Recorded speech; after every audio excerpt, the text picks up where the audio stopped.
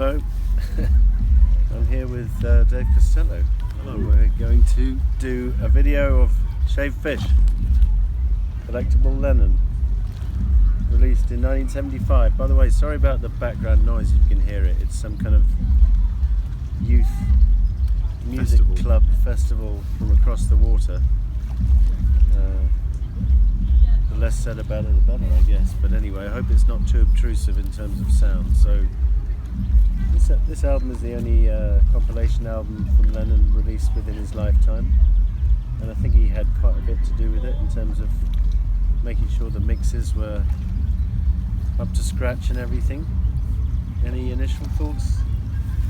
Yeah, I bought this when it came out, and well, maybe '76 I bought it, and well, it was a fantastic compilation to have because the singles were very hard to get hold of, and instantly you can mop up some of the best early Lennon songs that you just don't get anywhere else. So I loved it as a compilation, and I also loved the artwork as well. I thought the cover was bloody great, actually. So we can tell you that Roy Kohara was responsible for the artwork on here, and I think I'm right in saying that it's the same guy who did the artwork for Walls and Bridges and Rock and Roll Music from the Beatles. I think I'm right in saying it's the same guy from Capitol anyway. Richie's in the middle of a duckling. Yeah, we got a whole family of ducklings surrounding watching this video, so I don't know if they're closet Lennon fans or something. But we have a nice yeah, we have a nice illustration for each song, and it really does do a lot to enhance the cover. Yeah. Because I'll just show you the Indian pressing that we have of Shaved Fish, where they took the rubber sole image of John and just put it over this orange sky. I think we can say is it exactly the same running order as well? Pretty terrible, yeah, exactly the same running order. But it looks fairly Indian. It's quite interesting, actually. Yeah, well, it's an interesting alternative. Glad to have it, but much prefer the original. Okay. So time when it came out, '75. So was it one of the albums that was a way of Lennon getting out of the remaining contractual obligations of his EMI contract? Was that one of the reasons that it came out? Well, I don't think so. He just was aware that there'd been several singles in his career which were not available on albums, and he just decided to put it together so at least it's there if anyone wants it. Because it came out the same year as Oldies But Goldies, didn't it? Oldies But Goldies from the Beatles? Yeah. That was '66. Ah, shit, yeah, sorry. This is '75.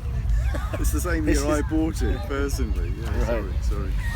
Okay, Yeah. in terms of what it did come out the same year as Rock and Roll, earlier in the year. Yes. And this I think was autumn, like end of October it came out.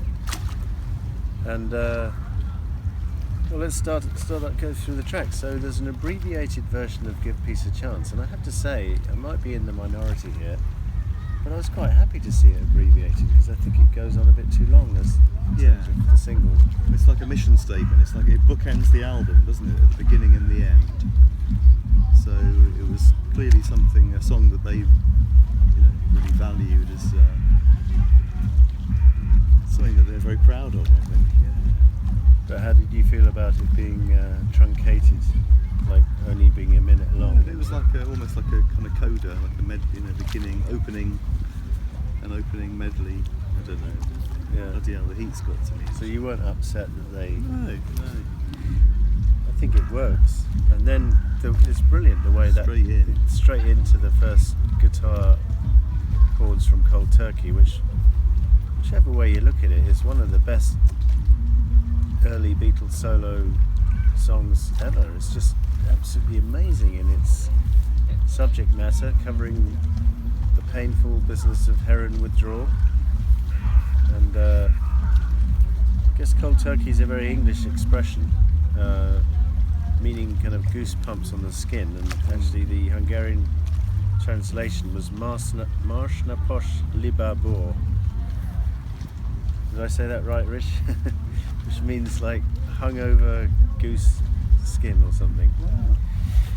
So maybe there's not a straight translation for the heroin withdrawal in Hungary. I don't know. Or maybe it is Marsch na Posch lieber Bur. Anyway, there's quite amusingly some Hungarian translations of all the tracks, and I've discussed it with native speakers about are they good or bad. Good translation. It varies. It varies. So then we moved from. So that was Lennon's first. Well, no, Give Peace a Chance was his first single.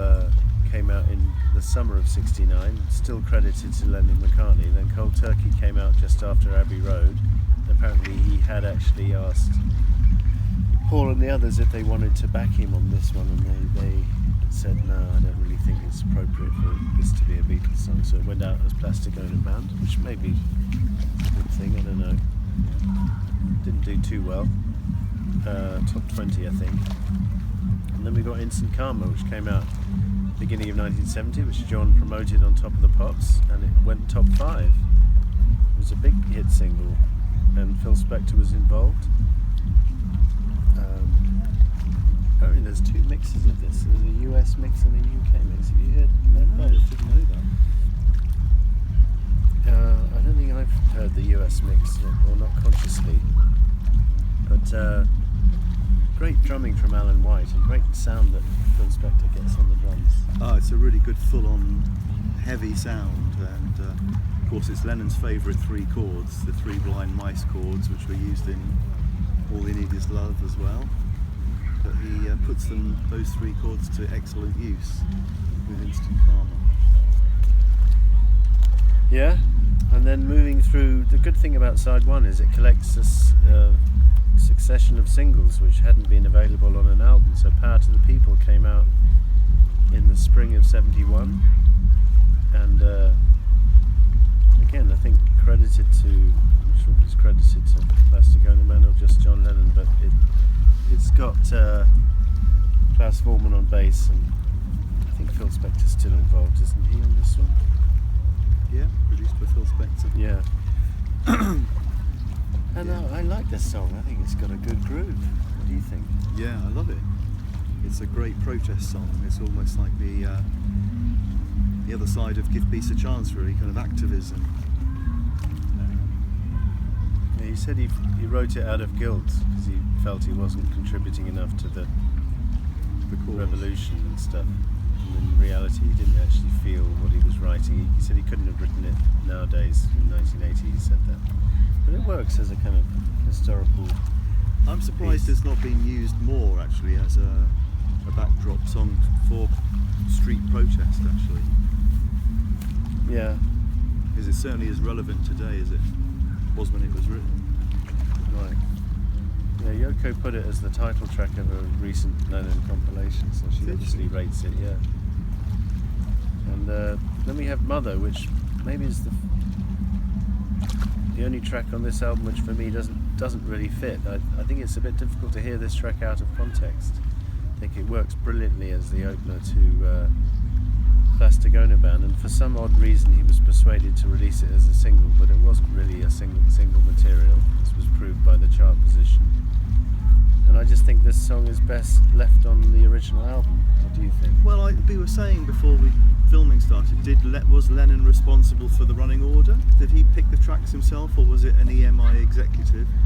And I mean, you can think of which tracks could have gone on there. Love would have been a really good song on there, but equally it was just waiting to be discovered when someone bought Plastic Ono Band. There wasn't a single, was it? Was Love a single? They were considering it to be a single, but they went with Mother in the end. They had these long discussions with Jan Wenner, the Rolling Stone interviewer, whether to release Love as a single. Right. Because Lennon said it would be more commercial than releasing Mother, which is probably right, but even so, Love is not very commercial in the same way that, say, Jealous Guy is. I mean, it doesn't have any strings or anything. I don't know if it would have been a hit single either. I think these Plastic Ono Band songs, sorry if I'm being a purist, but I think they belong on the album. But anyway, as that was the single, that was on this album, because this is mainly a collection of singles on side 1. Woman is the Nigger of the World was a single and was the lead-off track from Sometime in New York City. And this version on this album is truncated. I shouldn't really show you the Indian cover, sorry. It's got a verse missing, which is quite annoying. But I think it stands up well, this track. I think it's a powerful, one of Spector's most powerful productions. Yes, which makes the whole of side one is pretty hard hitting actually, if you think of those tracks one after the other. Yeah.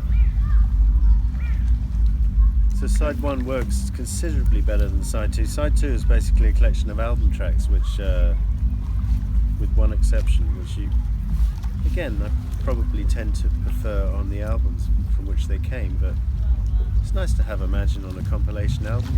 This song was released as a single belatedly in 1975 and effortlessly made number 5 or 6 in the UK charts. Was it re-released as well?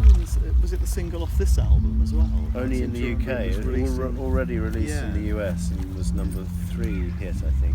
So it was never released in the UK in 71? Not until 75. No. Well, there you go. And John was asked about that in the in the Andy Peebles interview.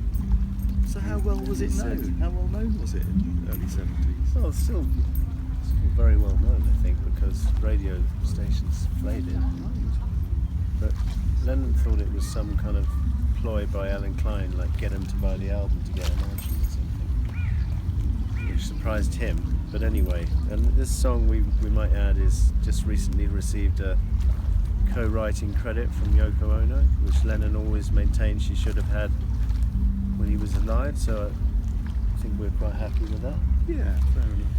And then we moved to more album tracks, well, although this was a single, Whatever Gets You Through the Night from Walls and Bridges, which was actually his only number 1 single of his solo career before he died anyway. And kind of like a novelty song, but none the worse for that. Yeah, it's a great song, very catchy. I love the courtly middle eights, don't need a sword to cut through flowers. Yeah. Don't need a drug to blow your mind. Gun to blow your mind. A gun to blow your mind. Don't need a watch to waste your time. Yeah. So we discussed this song at length in the Walls and Bridges review already, but anyway. So that was a big hit single, and Mind Games was, I think it was top 10. Should have been a monster single, but didn't quite take off. But it's nice to have this title track of Mind Games on a compilation, because I think side 2 kind of does sum up the rest quite well in terms of what you would put.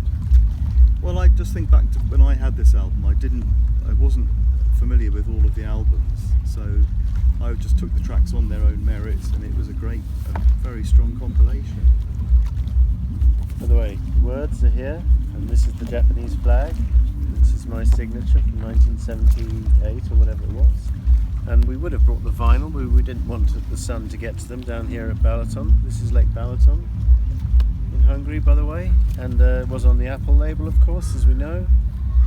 The last Lennon release on the Apple label, unless you count Rock and Roll Music, which came out on Apple.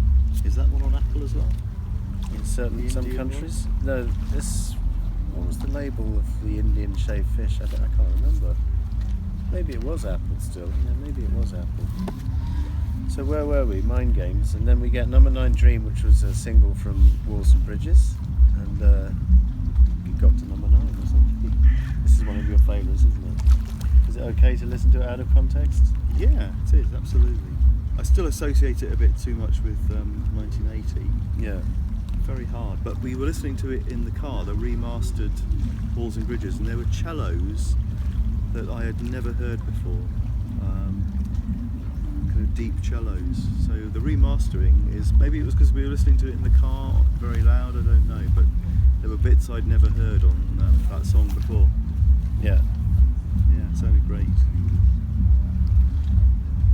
Okay, and then we finished more or less with Happy Christmas, War Is Over, which is interesting. Always been credited to Ono Lennon, so he wasn't afraid of giving her a songwriting credit on this. In fact, a lead songwriting credit, which from which I would assume she wrote most of it, of the tune anyway. And Woman Is the Nigger of the World is a John and Yoko song as well. Yeah, because she certainly came up with the title in a cover of Nova in '68. Quite how much much she came out with regarding the song, I'm not sure. Anyway, this single was not a hit in the US at all, and came out almost a year too late in the UK because of a songwriting squabble about Lou Grade not believing that John and Yoko could co-write a song, which seemed ludicrous. But he had exactly the same argument with Paul McCartney, which prevented, which caused controversy on the Ram album, because that was all credited to Paul and Linda. And Lou Grade said, "I don't believe Linda had a hand in this." Anyway, which would have taken away some of his royalties. Yeah. It was settled amicably in the end. But so this single was a big hit after John died. But while he was alive, it wasn't like a monster hit on either side of the Atlantic, which is kind of interesting. But it's quite nice to bring out every Christmas time, isn't it? And it's good that it's near the end of the album as well, because you don't always want to play that track, really, do you? Yeah, if you're sitting here like in July, like we are at Lake Balaton, we wouldn't put it on. So, nice quote at the bottom here: "A conspiracy of silence speaks louder than words," from Dr. Winston O'Boogie himself. And just noticed this picture of Happy Christmas. That's quite nice, isn't it? With the warplane. Just overall nice packaging. And I know some Lennon compilations more recently can be said to be more definitive, and they contain all the stuff from Double Fantasy and maybe Love.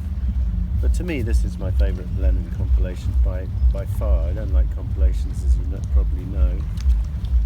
This is the one I would come back to if I had to put on the Lennon compilation. What about you? Yeah, if I had to take one Lennon compilation with me, I think that you could do a lot worse than that. Yeah, it's good. And it's the best cover as well. I mean, as we said, it's the best Lennon compilation cover. Yeah. And in stark contrast to the best of George Harrison, where EMI didn't consult George at all and ended up putting one side of Beatles songs and one side of solo, which was frankly ridiculous tactic from EMI. But anyway, this is Shay Fish, October 75. Thank you for watching. Nice. Do we have to give it a mark out of 10? Well, give it a solid 9. Are you still filming? Oh yeah, I'll give it a 9 as well. Okay, thanks for watching. See you next time.